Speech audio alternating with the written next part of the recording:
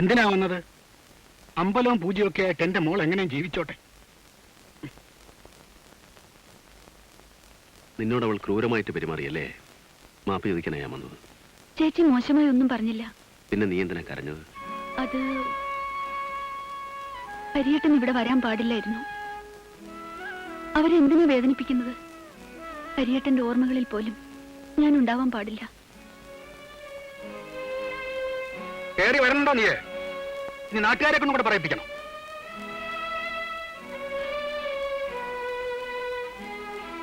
കേറണ്ട. ഹരി തിരിച്ചു പോവാൻ നോക്ക്. ആരും മാപ്പും സമാധാനം ഒന്നും പറയണ്ട. ഭാര്യയോട് പറഞ്ഞേക്ക് പുരുഷന്മാരെ ആവാഹിക്കാനുള്ള മന്ത്രമൊന്നും എന്റെ മോക്ക് അറിയില്ലാന്ന്. അങ്ങനെ അറിഞ്ഞിരുന്നെങ്കിൽ ഹരിദാസിനെ അവൾക്ക് ഭർത്താവായിട്ട് കിട്ടില്ലായിരുന്നു.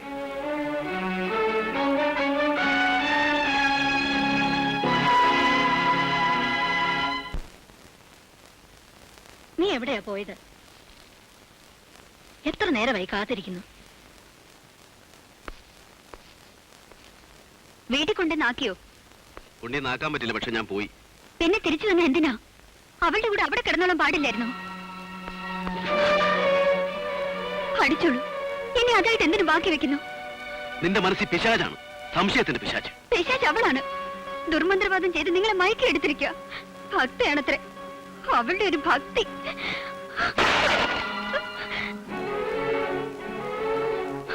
തകർക്ക്, എല്ലാം തകർക്ക്. എന്റെ ലൈഫ് ഇതുപോലെ നീ എറിഞ്ഞൊടിച്ചു.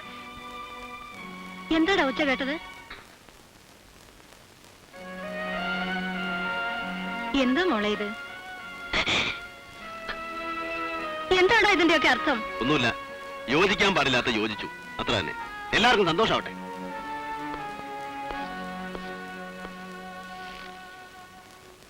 വാശി പിടിച്ചുകൊണ്ടൊന്നും ഒരു കാര്യമില്ല.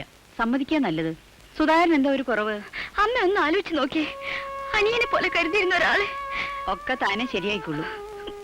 നമ്മൾ പെണ്ണുങ്ങൾക്ക് അതിനുള്ള കഴിവുണ്ട്. കൊതിച്ചത് കിട്ടിയില്ല. നിനക്കിതാ വിധി. എന്താണ് പറയുന്നത്? ഒന്നുമില്ല. വെറുതെ എന്റെ സ്വഭാവം മാറ്റരുത്. ഞാൻ വിചാരിച്ചാൽ നടത്തിയിരിക്കും. എതിർത്താൽ അറിയാലോ നിനക്ക്.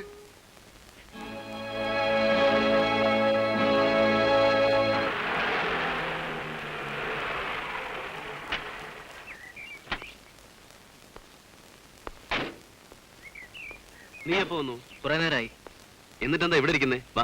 വേണ്ട, ഞാനിവിടെ ഇരുന്നോളാം. സന്ദർശകർക്കുള്ള സീറ്റ് ഇവിടെയാണല്ലോ.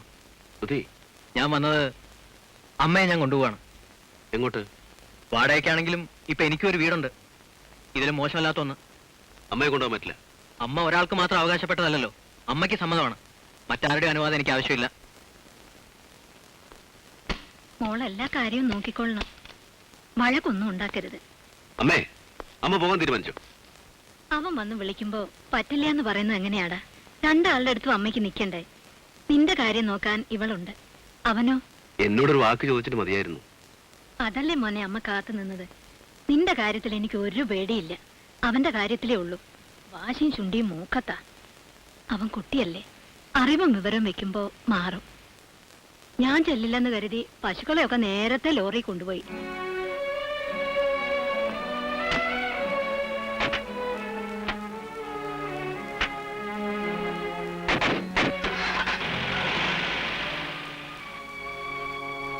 ഇത്രയും അഴിമതി നിറഞ്ഞൊരു ജില്ലാ ഭരണം ഇതിനു മുമ്പ് ഇവിടെ ഉണ്ടായിട്ടില്ല.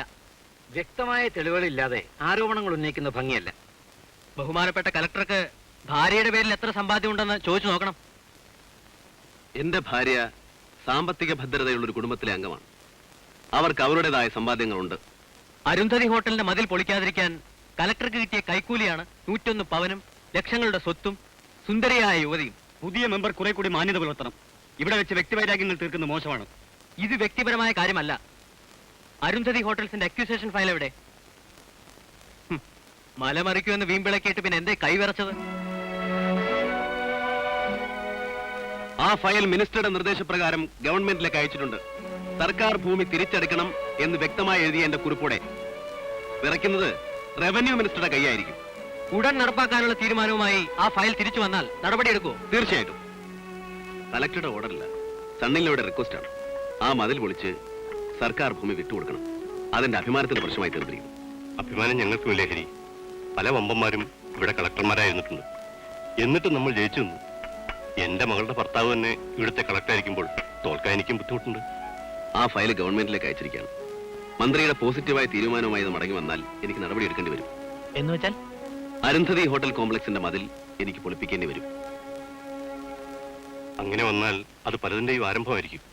സൂചന എനിക്ക് മനസ്സിലായി. ഒരു ഉദ്യോഗസ്ഥൻ എന്ന നിലയിൽ എനിക്കത് ചെയ്യേണ്ടി വരും. പക്ഷേ അത് ബന്ധങ്ങളെ ബാധിക്കില്ല എന്ന് ഞാൻ ആശിക്കുന്നു. വെറുതെ ആശിച്ചുകൊണ്ട് കാര്യമില്ലല്ലോ. വേണമെന്ന് വിചാരിച്ചാൽ ഹരിയേട്ടനെ തടയാൻ പറ്റും. ക്ഷമിക്കണം, അതിന് കഴിഞ്ഞൊന്നും വരില്ല. ഞാൻ ഇറങ്ങട്ടെ. വല്യേട്ടാ, അവിടെ ജയചേച്ചിയുടെ ജീവിതം പോലെയല്ല ഇവിടെ എന്റേത്. പിനിവേട്ടൻ എന്റെ ജീവനാണ്. ജയചേച്ചി ചേട്ടനെ വിട്ടുപോയ ചേട്ടനത് ആശ്വാസയെ തരൂ. പക്ഷേ എനിക്കങ്ങനെയല്ല. അത് മറക്കാതിരിക്കോ? അരുന്ധതി ഹോട്ടൽ കോംപ്ലക്സിന്റെ ഫയൽ പ്രൊസീഡ് ചെയ്യാൻ നീ മിനിസ്റ്റർ പ്രസ് ചെയ്യരുത്. ശോഭയുടെ പേരിലാണ് അപേക്ഷ അല്ലേ? ഈ ബുദ്ധി വിശ്വനാഥൻ നായർ പറഞ്ഞു തന്നതോ അതോ അദ്ദേഹത്തിന്റെ മകള് പറഞ്ഞു തന്നതോ? ഞാൻ ശോഭയെ കണ്ടിരുന്നു. അവൾ വല്ലാതെ ഭയപ്പെടുന്നുണ്ട്. എന്ന് വെച്ചാൽ ഹോട്ടൽ പൊളിച്ചാൽ അവർ ശോഭയെ ഉപേക്ഷിക്കാന്നല്ലേ? തിരിച്ചു പകരം വീട്ടാൻ നമ്മുടെ കയ്യിലുണ്ടല്ലോ ഒരു പെണ്ണ്. കൊണ്ടുവിടണം അവിടെ. പകരം വീട്ടാനുള്ള ആയുധമല്ല എന്റെ ഭാര്യ. എങ്കിൽ ശോഭ അനുഭവിക്കട്ടെ. സുധി, ഇത്ര കല്ലായിപ്പോയോ നിന്റെ മനസ്സ്? ബന്ധങ്ങളൊക്കെ വെറും പാഴ്വാക്കുകളാണ്. ഈ പാരുടെ ജീവിതം എനിക്കൊരു പ്രശ്നമല്ല, എന്റെ തൊഴിച്ച്. അമ്മയൊന്ന് കാണണം. അമ്മ ഇവിടെ ഇല്ലല്ലോ. ശേഖരമാവന്റെ വീട്ടിൽ പോയിരിക്കാം. ആ, ഒരു വിശേഷമുണ്ട്. ശേഖരമാവന്റെ മകൾ രാധികയെ ഓർക്കുന്നുണ്ടാവല്ലോ? കുട്ടിക്കാലത്തെ ചേട്ടന്റെ കളിക്കൂട്ടുകാരി. വളർന്നപ്പോൾ ചേട്ടനെ ആശിച്ചിരുന്ന പെണ്ണ്. അവളെ ഞാൻ സ്വന്തമാക്കുന്നു. ക്ഷണക്കത്തുണ്ടാവും, വരണം.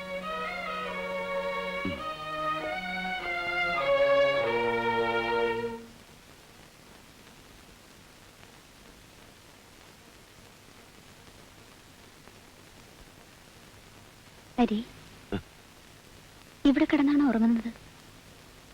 സ്വപ്നം കണ്ടുവല്ലേ? സ്വപ്നം കണ്ടു. ഞാനും കാണാൻ തുടങ്ങിയിരിക്കുന്നു ദുസ്വപ്നങ്ങൾ. ഹരി, നമുക്ക് പിരിയാം. ഞെട്ടിപ്പോയല്ലേ? ഞാൻ പ്രതീക്ഷിച്ചത് നന്ദിയോടൊരു ചിരിയായിരുന്നു. അത്രയും ആശ്വാസം. നീ എന്ത് ഭ്രാന്തായി പറയുന്നേ? ഭ്രാന്തല്ല. 2-3 ദിവസമായിട്ട് വളരെ ആലോചിച്ചു. അവസാനം എനിക്ക് തോന്നി നമ്മൾ 2 നേർരേഖകളാണ്. നമുക്കൊരിക്കലും ഒന്നാകാൻ കഴിയില്ല. നീ കരുതുന്ന പോലെയല്ല. എനിക്ക് നിന്നെ സ്നേഹിക്കാൻ കഴിയുമെന്നല്ല, കഴിഞ്ഞിട്ടുണ്ട്. നീയും എന്നെ സ്നേഹിക്കുന്നുണ്ടെന്ന് എനിക്കറിയാം. പക്ഷേ വളരെ വലുതാണ്. നമ്മൾ പരസ്പരം നശിപ്പിക്കുകയാണ്. എന്നെ വീട്ടിൽ കൊണ്ടുവന്നാക്കണം. നമ്മൾ പിരിയാണെന്ന് ആരും അറിയണ്ട. അച്ഛനും വിനോദും ആരും. ദേഷ്യം വരുമ്പോ പലതും പറഞ്ഞിട്ടുണ്ടാ. പക്ഷെ ജയ, നീ പോയില്ലെങ്കിൽ ഞാൻ ആത്മഹത്യ ചെയ്തു പോകും. ഒരിക്കൽ ഞാൻ ശ്രമിക്കുകയും ചെയ്തു.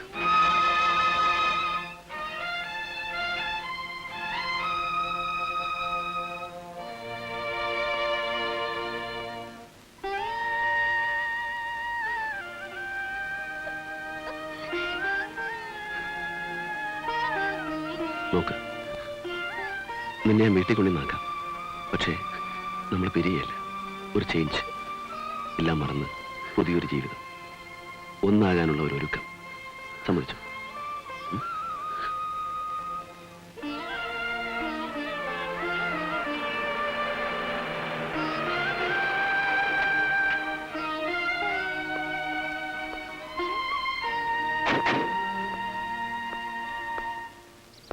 കുറച്ചു ദിവസം ഇവൾക്കൊരു ചേഞ്ച് വേണമെന്ന്. എന്താ ഇപ്പൊ അങ്ങനെ തോന്നുന്നു? ഒന്നുമില്ല. ഹരിയേട്ടന് വല്ലാത്ത ജോലി തിരക്ക്. പിന്നെ അമ്മ സുധീരൂടെയാണല്ലോ. ഞാൻ ഒറ്റയ്ക്ക് ബോറടിക്കുന്നു. അകത്തേക്ക് പോ. അരിയിരിക്കൂ. ഇല്ല, പോയിട്ട് കുറച്ച് ജോലികളുണ്ട്. വന്നിട്ടൊന്നും കഴിക്കാതെ. വേണ്ട. ഹരിദാസൻ, നിങ്ങൾ പിണങ്ങിയാണോ വന്നത്? അല്ല. ലാൻഡ് റിക്കവറി ഫയലും എന്റെ മകളും തമ്മിൽ ബന്ധമില്ലല്ലോ. അയ്യോ, അങ്ങനെ ചിന്തിക്കുന്നത് പോലും കഷ്ടമാണ്. ഞാൻ വരട്ടെ.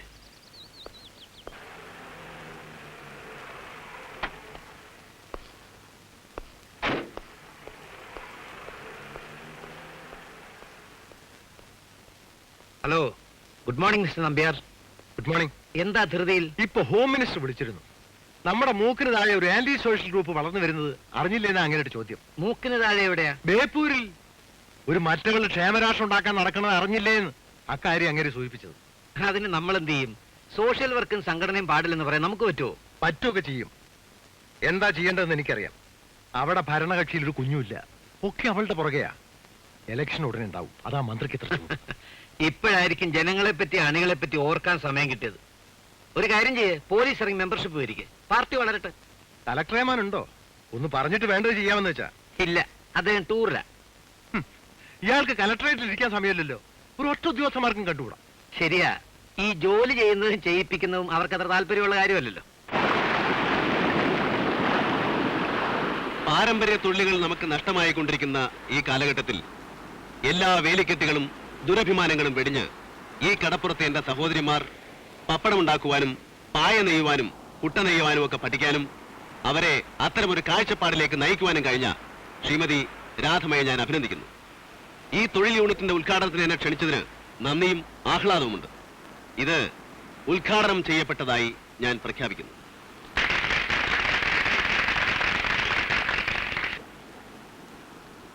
കടലിൽ പോയിട്ടുണ്ടോ? ഇല്ല. പേടിയാണല്ലേ? താരക്ക് പേടിയില്ല. മിടുക്കി. സാറിന് നന്നായിട്ടൊരു കാപ്പി തരാൻ പോലും കഴിഞ്ഞില്ല. കാപ്പി നന്നായിട്ടുണ്ട്. സൽക്കാരങ്ങളെക്കാൾ എനിക്കിഷ്ടം ഇതുപോലുള്ള പരിപാടികൾ സംഘടിപ്പിക്കാനും അതിൽ പങ്കെടുക്കാനുമാണ്. ഇവിടെ അമ്പലത്തിൽ ഉത്സവമുണ്ട്, സാറ് വരുമോ? അയ്യോ, സമയം കാണില്ലല്ലോ. അല്ല, ഇതിനിടയ്ക്ക് ക്ഷേത്രകാര്യങ്ങളൊക്കെ ഉണ്ടോ? ഉത്സവം എന്നൊക്കെ പറയുന്നത് സന്തോഷിക്കാനുള്ള അവസരമല്ലേ സാർ? അതെ. അടുത്ത കാലം വരെ അങ്ങോട്ടും ഇങ്ങോട്ടും വൈരാഗ്യം തീർക്കലായിരുന്നു. ഇപ്പൊ അത് മാറി. ഉത്സവം എല്ലാവർക്കും ഉണ്ട്, ജാതിമത ഭേദമില്ലാതെ. നന്നായിരിക്കട്ടെ, കാണാം. ഉം.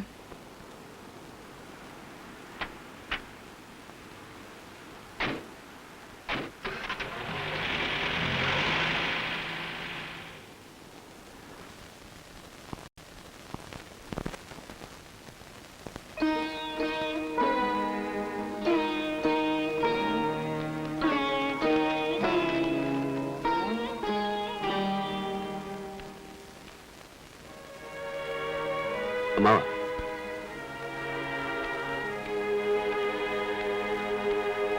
എന്താ ഇവിടെ വന്നിരുന്നത്? ആരും എന്നോടൊരു വാക്ക് പറഞ്ഞില്ലടാ.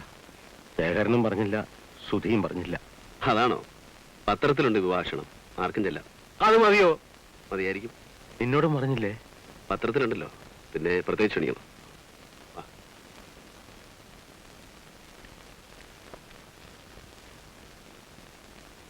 കുഞ്ഞുണ്ണിയമ്മാവൻ ഒരിക്കൽ പറഞ്ഞത് ഞാനിപ്പോഴും ഓർക്കുന്നുണ്ട്. ബന്ധത്തെക്കാളും പണത്തെക്കാളും ഒക്കെ വലുത് സ്വന്തം മനസ്സും ജീവിതവുമാണ്. പക്ഷേ എനിക്കതിന് കഴിഞ്ഞില്ല. ഇപ്പോ നഷ്ടപ്പെട്ട ഒരു മനസ്സും ഉലഞ്ഞ ഒരു ജീവിതവും മാത്രം. അങ്ങനെ വിശദാനാരുടെ വീട്ടിൽ ഞാനൊന്ന് പോട്ടെ. ഏയോട് ഞാനൊന്ന് പറഞ്ഞു നോക്കാം. ഒരു വർഷം കൊണ്ട് എനിക്ക് കഴിയാത്തത് കള്ളുകുടിയനെങ്കിൽ വേണ്ട കുഞ്ഞുണ്ണിയമ്മാവ്. ഇപ്പോ കഥ ഇവിടെ എത്തി നിൽക്കുകയാണ്. അടുത്ത അധ്യായം സന്തോഷകരമായിരിക്കുമെന്ന് പ്രതീക്ഷിക്കാം. കുഞ്ഞുണ്ണിയമ്മാവനൊരു കാര്യം പറഞ്ഞാ ഓൻ ദേഷ്യപ്പെടുവോ? എന്താ ഇത്? എന്റെ വസ്തുവിന്റെ ആധാര. മഴ പെയ്ത നനയാത്ത ഒരിടവില്ല വീട്ടില്. ഇതിവിടെ വെച്ചേരെ. കുഞ്ഞുണ്ണിയമ്മാവന് എത്ര കാലം ഉണ്ടാവും? എവിടെയെങ്കിലും വീണ് ചത്ത മരണം. വേറെ ആരും ഉണ്ടാവില്ല. പുല വിളിക്കണം, എല്ലാം ചെയ്യണം. ചെയ്യോ? ആധാരത്തിന്റെ കൂടെ മരണപത്രമുണ്ട്. എന്റെ എല്ലാം നിനക്കുള്ളതാ.